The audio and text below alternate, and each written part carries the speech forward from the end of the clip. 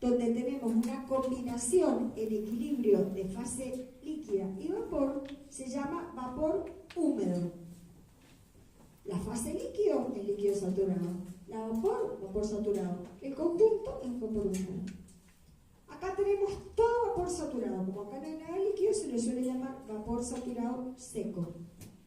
Y acá, vapor sobrecalentado. Fíjense entonces que en este ejemplo, que es fundamental tenerlo en cuenta, hemos dejado la presión constante. Entonces el sistema se ha ido transformando a presión constante. Y hemos visto cómo ha ido variando la temperatura y el volumen. ¿Qué pasa si graficamos en un par de ejes temperatura, volumen, los estados 1 a 5 que hemos ido describiendo? Y bueno, tenemos el estado inicial. Todos estos estados, 1, 2, 3, 4 y 5, tienen como presión una atmósfera. Es decir, esta línea representa una isobara. Todos esos puntos tienen la misma presión. Lo que hemos visto es la relación entre T y B para una isobara, en este caso del agua. ¿Y qué vemos? Primero se produjo un calentamiento entre los 20 grados hasta los 100. Fíjense que el incremento de volumen entre 1 y 2 es pequeño. A partir de ahí, la isobara se pone horizontal. ¿Por qué? Porque la temperatura a presión constante en la zona saturada también es constante. Entonces, si la presión se sigue dejando en una atmósfera, la temperatura en la que coexisten estado líquido y vapor también es constante. Entonces, esta temperatura tiene siempre el mismo valor cuando la presión es una atmósfera. Si tenemos el recipiente con agua acá o donde sea en este planeta, si aseguramos que la presión del agua en una atmósfera, va a hervir a 100 grados. No podemos alterarlo. Entonces, en toda esta horizontal es donde se produjo la coexistencia de vapor saturado y líquido saturado entre el estado 2 y 4. 2 y 4. Hubo un incremento de volumen significativo porque en la medida que se iba generando más vapor, el volumen del conjunto aumentaba bastante. Y acá, cuando ya tenemos todo vaporizado, se comienza nuevamente a elevar la temperatura cuando sigue ingresando calor y cada vez se va sobrecalentando más el vapor. Entonces, esta curva es una isobara de una sustancia pura, en este caso el agua, graficada en el diagrama TV. Si se repitiera, acá tenemos la misma isobara de una atmósfera para el agua. Si repitiéramos el ensayo en el dispositivo cilindro émbolo, empezando a colocar pesas, de modo que se incrementa la presión del ensayo, tendríamos otra curva con una forma similar. Solo que estos dos puntos de inicio y fin de la vaporización están más próximos. Y así continuamos repitiendo cada vez a diferentes presiones y vemos que estos puntos son cada vez más próximos y la temperatura de saturación va aumentando a medida que aumenta la presión de saturación. Por ejemplo, acá tenemos presión de saturación 1 atmósfera es 1,013 bares, y temperatura de saturación 100. Acá, presión de saturación 5 megapascales, es lo mismo que 50 bares, y temperatura de saturación 264. 10 megapascales, 311 grados de temperatura de saturación. ¿Y qué es lo que se pudo observar experimentalmente? Que a medida que fue aumentando la presión del ensayo, hay un valor de presión en la cual este segmento pasa a ser solamente un punto. Este punto se llama punto crítico. Todas las sustancias puras tienen su punto crítico, caracterizado por un valor dado de la presión, que se llama presión crítica. Para el agua es 22,09 megapascales o 221 bares aproximadamente. La temperatura es alrededor de 374 grados Celsius y el volumen, no lo recuerdo, 0,30 y algo, lo pueden buscar en las tablas. Pero esta terna de valores es la terna de valores que caracteriza el punto crítico del agua. Cada sustancia tiene su punto crítico y lo pueden encontrar en las tablas. ¿Qué particularidad tiene? Que superado el punto crítico, ¿no es cierto? Si hacemos la experiencia a una presión mayor, en realidad acá decimos, hacia arriba lo voy a considerar vapor, hacia abajo líquido, pero es absolutamente un tema de convención. Nunca vamos a encontrar esa superficie de interfase que decimos que existe cuando hay dos fases en equilibrio. Es una cosa absolutamente gradual, un cambio de densidad gradual. Bueno, si nosotros estamos dentro de la zona en la que coexisten vapor y líquido en equilibrio, si nosotros queremos caracterizar ese sistema con presión y temperatura, no se puede, porque si yo digo, tengo un vapor húmedo a una atmósfera y 100 grados, cualquiera de estos puntos que estén entre 2 y 4 es un punto de equilibrio posible. Entonces, haría falta agregar otra propiedad que no sea presión y temperatura para definir el estado. Una podría ser el volumen. Si yo digo el volumen en el estado 3 es distinto que el 2 es distinto que el 4. Entonces, está a 100 grados, que corresponde a una presión de saturación de una atmósfera, y además debería agregar el volumen para saber en qué punto estoy. Otra alternativa de caracterizar ese punto en el que está la mezcla de las dos fases es lo que se llama título o calidad de la mezcla, de ese vapor húmedo, que se simboliza con la letra X. Es adimensional, es un cociente de masa y me dice la relación o tasa de la masa que hay de vapor saturado respecto al total. Si yo tengo un título X03, quiere decir que el 30% de la masa está en fase vapor saturado y 1 menos X, que sería el 70, en fase líquido saturado. Bien. Entonces, ya prescindiendo de si es agua o qué sustancia, esta sería la forma genérica que tiene el diagrama TB para el caso de las sustancias puras. Todos los inicios del cambio de fase se llama en la línea de líquido saturado.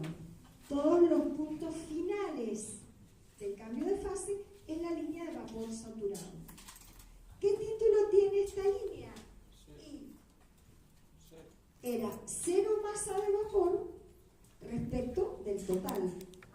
Entonces X, que era el título calidad, me da 0 sobre todos estos puntos. En la rama derecha de la campana tengo masa de vapor 100%. Entonces el título X es 1 en toda la rama derecha y 0 en toda la rama izquierda. El punto crítico está indefinido. Bien. Luego va gradualmente aumentando en cada segmento horizontal entre 0 y 1. Más cerca de 1, más vapor. Más cerca de 0, más líquido saturado. Bueno, entonces, veamos las fases, las regiones en las que se divide este diagrama TB considerando la zona heterogénea, pueden dividirse de esta manera. Ya habíamos dicho, dentro de la campana es la región de saturación. A la izquierda y por debajo de la temperatura crítica, líquido, comprimido o subenfriado. Y todo el resto es vapor sobrecalentado. Con la salvedad que si tenemos presiones por abajo de la crítica, aparece la zona heterogénea termina con una interfase cuando hay cambio de estado. Pero cuando el proceso se produce a presiones, en este caso era un calentamiento isobárico, a una presión mayor a la crítica, si bien esta horizontal dice por abajo es líquido, por arriba es vapor, no hay un cambio de fase o una interfase definida. Bien, entonces fíjense que en función de dónde se encuentre el punto que representa el estado de equilibrio de mi sustancia pura, es la fase en la que va a estar presente. Bien. Nosotros también podríamos graficar, en vez de elegir como recién el par de ejes T ordenada, volumen específico abscisa, elegir este par de coordenadas P y T. Es porque estamos trabajando en planos. Entonces, si tenemos tres propiedades y queremos trabajar en un plano, elegimos dos, una como variable independiente, otra como dependiente, y la tercera como parámetro, para que permanezca constante. En este caso, estamos eligiendo el par de ejes P y T. Entonces, fíjense, la transformación, este calentamiento isobárico, como es isobárico, tiene que estar sobre una horizontal. Todos estos puntos me representan presión de saturación y temperatura de saturación. Entonces, si esto, en este caso, presión tenemos, bueno, mucho no es un bar acá, ¿no es cierto? Porque fíjense que nos ha dado 250 grados de temperatura de saturación. Pero cualquier proceso isobárico, no sería el del ejemplo que acabamos de ver, que era una atmósfera, va a caer siempre sobre una horizontal. Mientras sea líquido comprimido, va a estar a la izquierda de la curva de saturación. Todo el cambio de fase, es decir, todo ese segmento en el que cada vez se va vaporizando más, en este diagrama es un punto nada más. Y una vez que ya todo el vapor está como saturado, si se sigue calentando a presión constante, comienza a sobrecalentar. Entonces, esta curva sería justamente la que divide las dos fases. Sobre los puntos hay vapor húmedo y tenemos que termina en el punto crítico. ¿Cómo sigue? Y dijimos convencionalmente, se toma la temperatura crítica como referencia y decimos a la izquierda es líquido, a la derecha es vapor sobrecalentado. Bueno. Ahora también podríamos elegir el diagrama, las dos pares de coordenadas PV. Entonces las isolíneas serían líneas de temperatura constante o isotérmica. Acá, ¿cómo hacemos? Y asumimos que tenemos el líquido comprimido, donde hay una serie de pesas. Por ejemplo, en este ejemplo estamos tomando líquido, agua, a 150 grados y 10 bares. Gracias a que hay una serie de pesas sobre el émbolo. Entonces, si vamos agregando calor y queremos que este proceso sea isotérmico para poder conocer la forma de la isotérmica, lo que hay que hacer es ir sacando pesas. ¿Por qué? Porque si nosotros agregamos calor, va a querer calentarse. Nosotros queremos estudiar una isotérmica. Entonces lo que hay que hacer es disminuir la presión para que se expanda y la temperatura disminuya. Entonces, el proceso que hay que seguir, por ejemplo, para describir una transformación isotérmica, es ir quitando pesas o disminuyendo la presión a medida que ingresa el calor. Entonces tenemos ahora que la forma de la isoterma, primero, ¿qué va a suceder? Se va a producir un muy ligero aumento de volumen, porque los líquidos expanden o comprimen muy poco cuando varía la temperatura. Luego se va a producir el cambio de fase y posteriormente continúa expansión si es que queremos que el proceso sea isotérmico. Entonces, las isotermas en un diagrama PV tienen esta forma.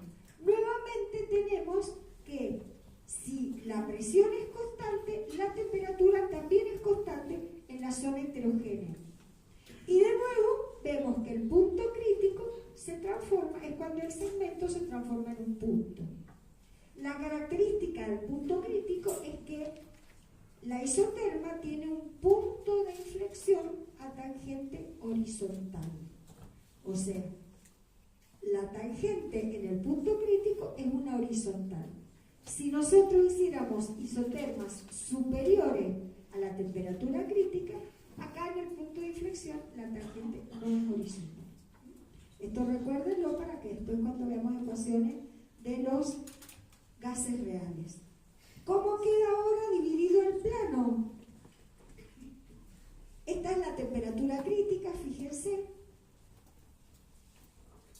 374 grados aproximadamente para el agua.